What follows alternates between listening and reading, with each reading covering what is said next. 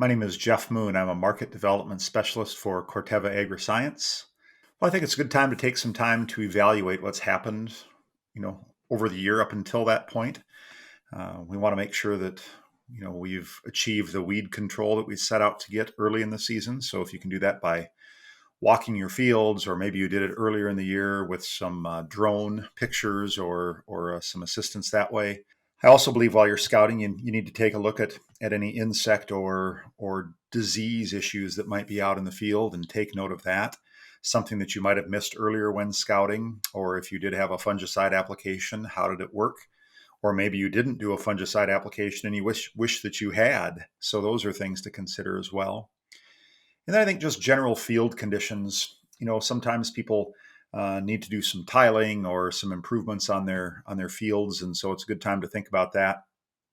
And then, of course, I think the fourth spot maybe for people to look at is to make sure they have their equipment prepped and ready to go.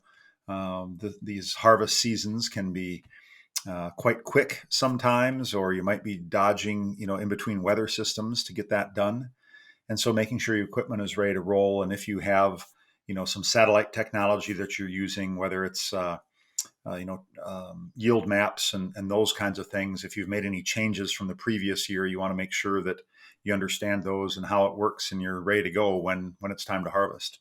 I think farmers in general, or at least most guys, are pretty good mechanics as well to some degree, but uh, you know, the, that equipment, some of that equipment hasn't moved in nearly a year. So you've got combines and tractors and wagons that you're going to be using, and some of that stuff only gets used during harvest time. So pulling them out and doing some general maintenance work on them, or maybe you utilize your equipment dealer to take care of that for you.